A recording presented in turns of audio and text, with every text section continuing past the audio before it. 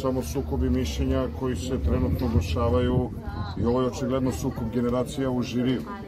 A možda ne ni toliko generacija, nisam ja baš toliko mlad. To može da se kaže recimo za Mariju i za Viki. Može se kaže i za Cecu. Ja sam mnogo bliže godištem Bosancu i Ani Bekuti nego njima.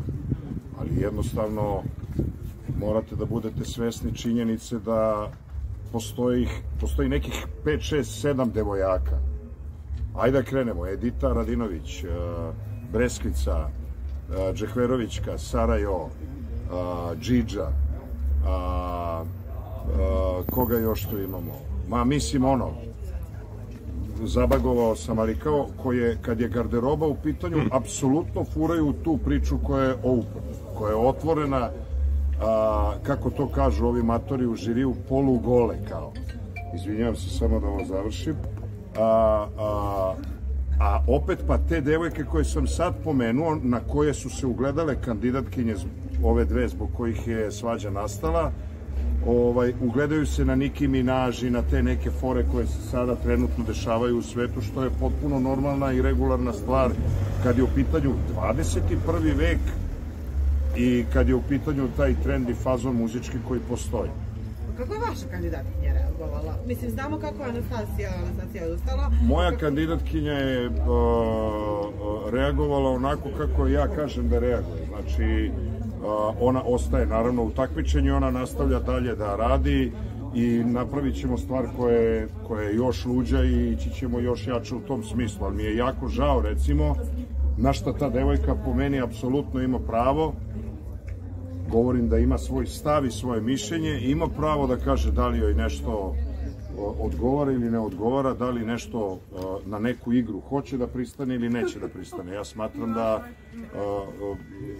ovo takmičenje nju treba. Da je ona neko ko definitivno ovom takmičenju mnogo znači i mislim da smo zbog estradne zaostalosti izgubili nekoga ko je jako dobro. Ali žene su generalno više pod tom lupom.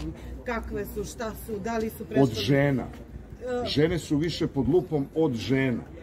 Pa i Bosanac je generalno imao reakcije. Dobro, evo ja sam rekao, Džidža je jedna od tih 5-6 devojaka koje zastupaju upravo taj fazon outfita kad je stage u pitanju. Prema tome neka vidi prvo šta mu radi ćerka da bi druge kritikovao u tom fazonu. Pritom, to što Džidža radi pozdravljam. Kao što pozdravljam i to što radi Sarajo, kao što pozdravljam i to što radi Breskvica i Zoe i nemam pojma Edita Radinović i Angelina i tako dalje i tako dalje. Mislim, znaš kao, to mogu da rade kao one ili ova zato što je moja ćerka, a vas dve ne možete. To su dvostruki aršini, to nema veze. Samo da podsjetim, imali smo Jelenu Karleušu prošle godine u žiriju koja je dolazila polugola. Nemojte da se igramo. I tu niko od ovih nije smeo da je grakne ni jednu jedinu reč. Imali smo isto tako Makedonku koja se pojavljivala prošle godine sa bodijem gde je pozadi imala pertlu između ove svoje dve fuske koja je nosila pitona, znate o kojoj devojčici mislim, koja je imala asocijacije na raznorazne priče, pa su to kao progledavali kroz prste. Odjednom ove godine su doživjeli neko prosvetljenje. Ma čista glupost. Da li mislite da žiri su preterali na kritike?